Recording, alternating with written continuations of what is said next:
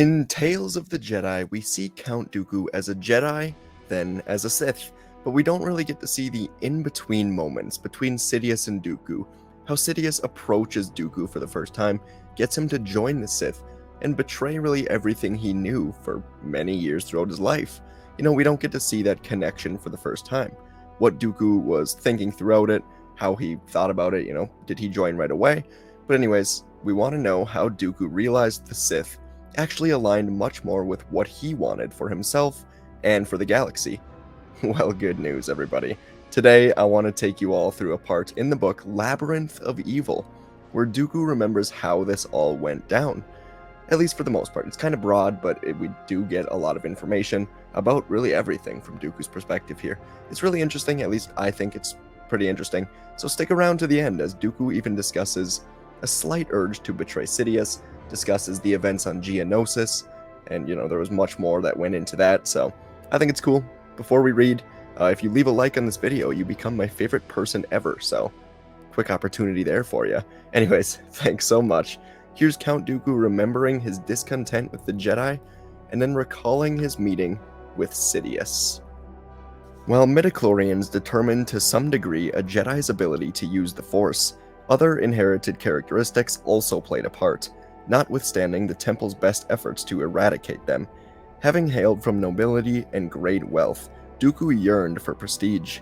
Even as a youngster, he had been obsessed with learning all he could about the Sith and the dark side of the Force. He had towed the Jedi line, become the Temple's most agile swordmaster and instructor, and yet the makings of his eventual transformation had been there from the start. Without the Jedi ever realizing it, Dooku had been as disruptive to the Order as would be a young boy raised in slavery on Tatooine. His discontent had continued to grow and fester, his frustration with the Republic Senate, with ineffectual Supreme Chancellor Valorum, with the short-sightedness of the Jedi Council themselves.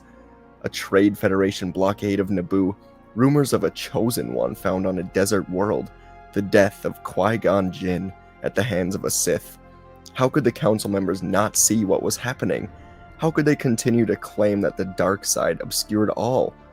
Dooku had said as much to anyone who would listen. He wore his discontent on the sleeve of his robes.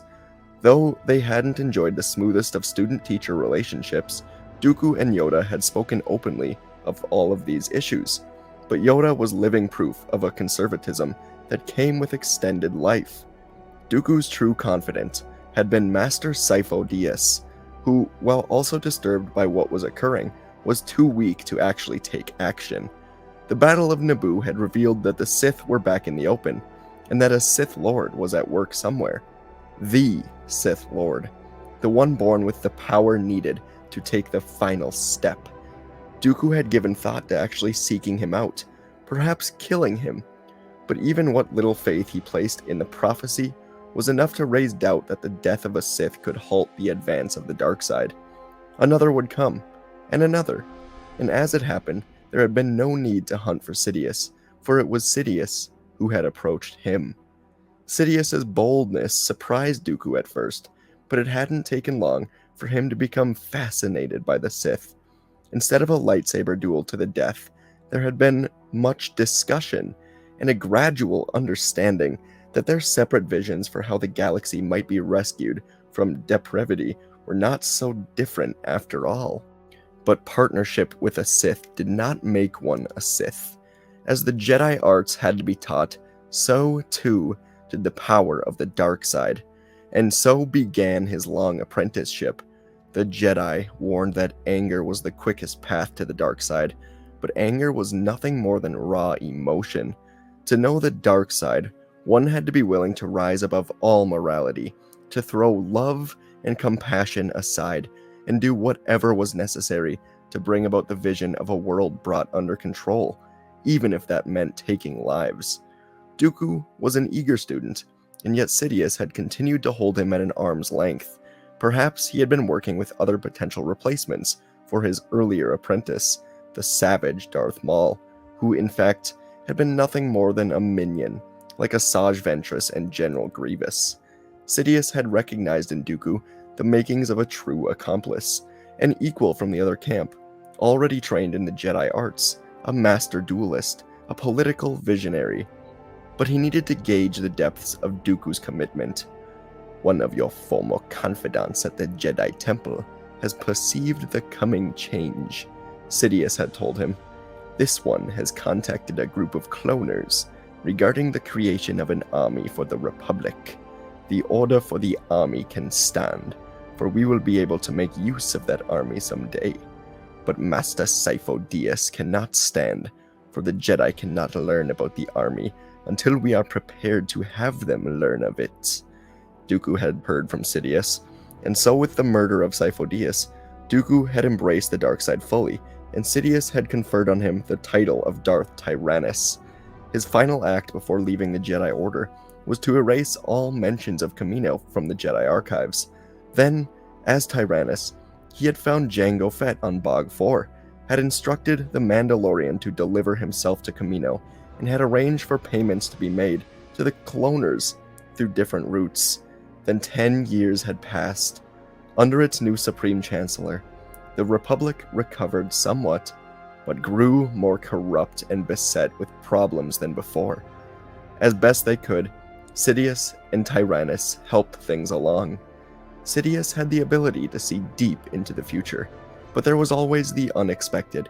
With the power of the dark side, however, came flexibility, and having traced Fett to Kamino, Obi-Wan had turned right up on Geonosis. All at once, here was Qui-Gon Jinn's former Padawan, right under Dooku's nose.